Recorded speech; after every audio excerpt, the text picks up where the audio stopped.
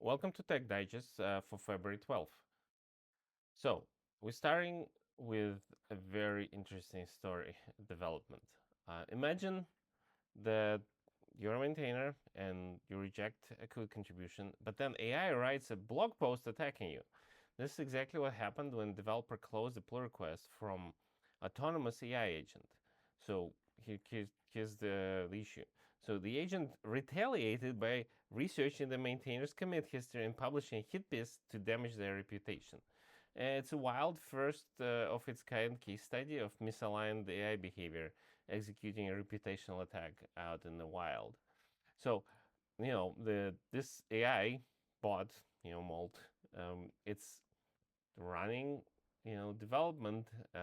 We don't know what the initial prompt is, so the goals are, but it's posting blogs, and this is the article that the maintainer had to write, where the maintainer is quoting what is going on, what the bot was writing. It actually wrote several blog posts. I think they're all down now. At least the original URL, you're not gonna see it, but you know, it is quoted nicely here.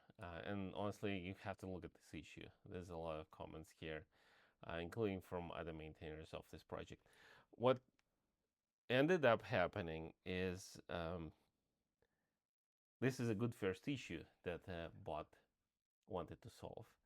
And maintainers clarified that good first issues are well written and left around for humans to fix, to learn and start committing to this library, which I think is honestly pretty good approach. That's how we do that work. Good first issues are left around so that newcomers can contribute something and start learning. So this is exactly what they're doing. And bot picking that one up versus something more complicated didn't help. But anyway, this will keep happening over and over and much more, especially when you cannot tell that the contribution is coming from a bot, of course. Okay.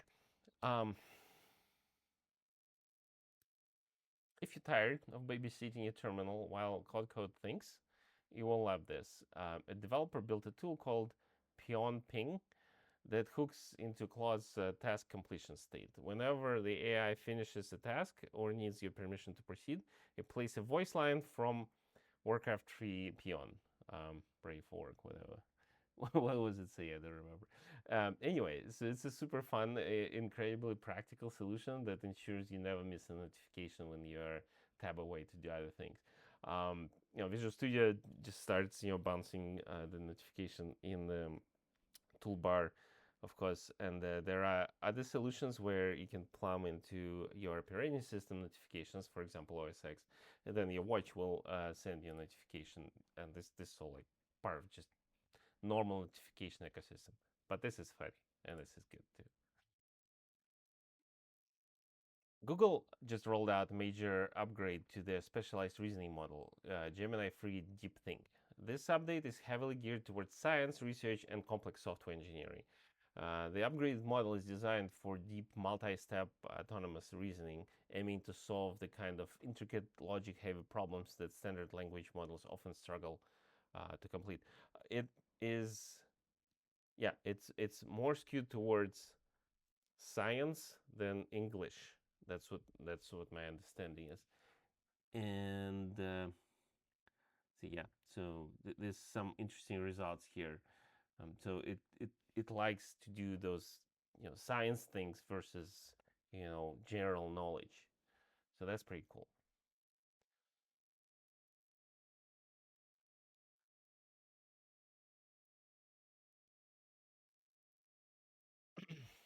So OpenAI just launched. Okay, this is long name again. They back to their naming confusions. Okay, GPT-5 Codex Spark. Okay, so it's about raw speed.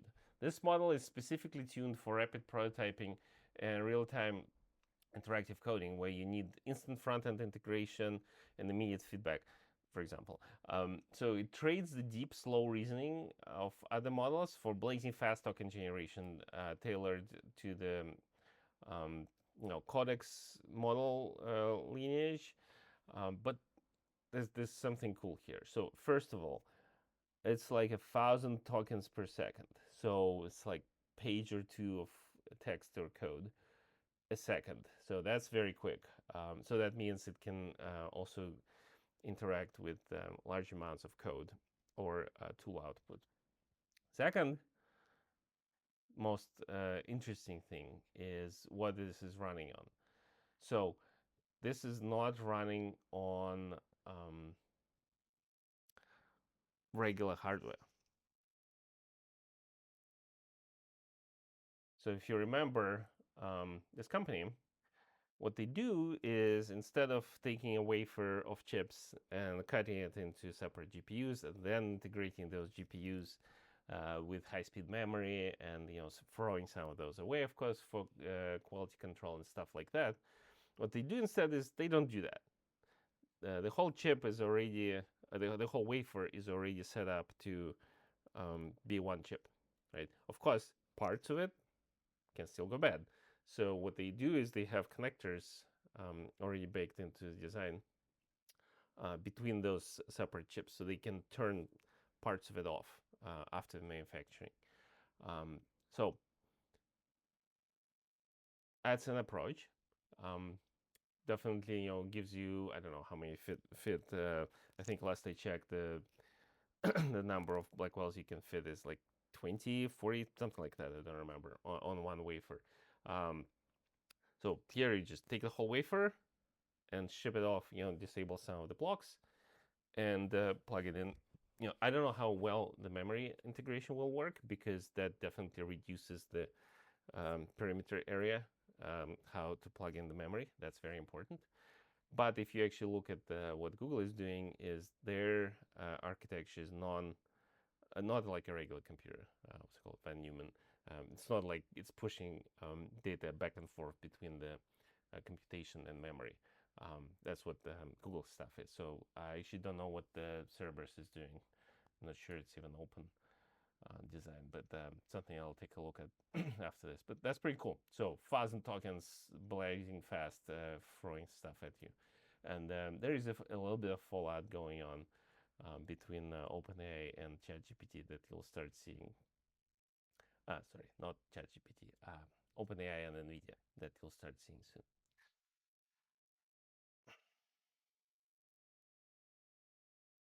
Okay, what's next?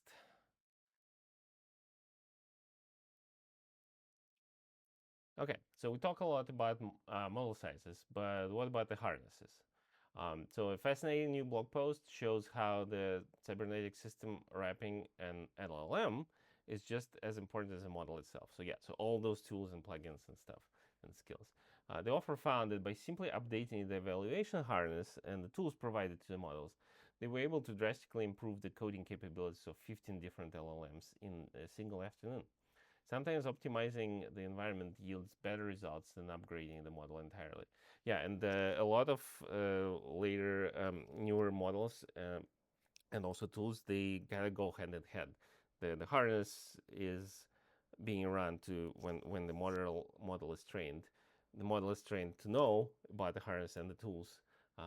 So if you don't control both, you're kind of in a slightly terrible place quickly because the model doesn't know about the tools. So, or the harness is providing the tools that the model is hallucinating how to interpret. Very important, and this is just an example of that shows how you can try it for yourself. Um, Apple released iOS 26.3, and big news is the patch for decade-old zero-day vulnerability. It's highly concerning that the flaw of this magnitude went unnoticed for 10 years, and even worse, reports indicate that this vulnerability was possibly being exploited in the wild by commercial spyware vendors to target specific individuals and highlighting the ongoing silent threat of advanced mobile attacks. Again, not the first time these guys they just do their own research. They don't tell anybody, and then they sell. Pegasus and Predator, of course, I mentioned here.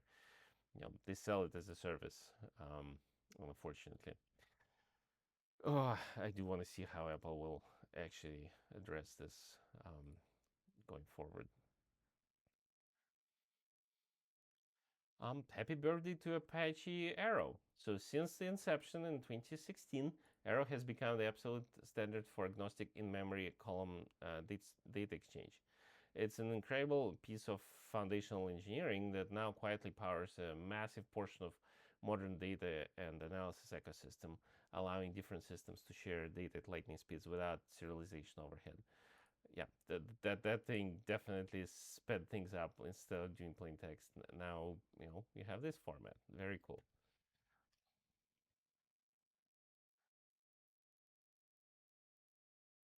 An open source AI community is moving fast too.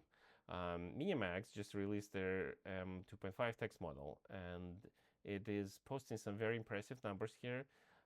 It scored 80.2% on Swebench, and that benchmark tests models' ability to resolve real-world software engineering issues, kind of gold standard.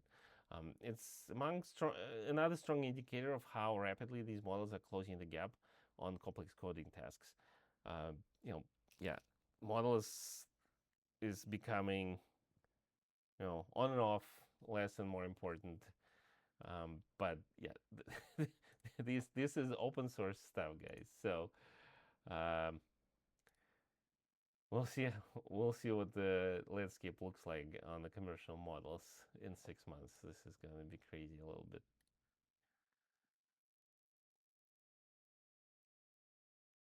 So let's talk about Rust in the Linux kernel. There's been a lot of conversations.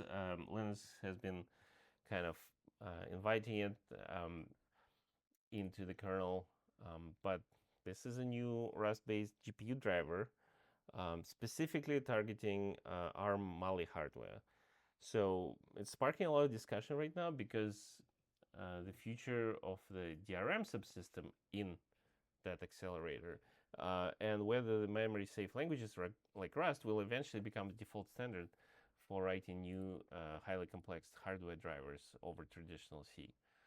Um, so yeah, there's a lot of debate still going on about C versus Rust inside the kernel. And of course, seeing GPU drivers is amazing. This is something I'm watching very closely because when are we gonna get ARM laptops finally? We'll see.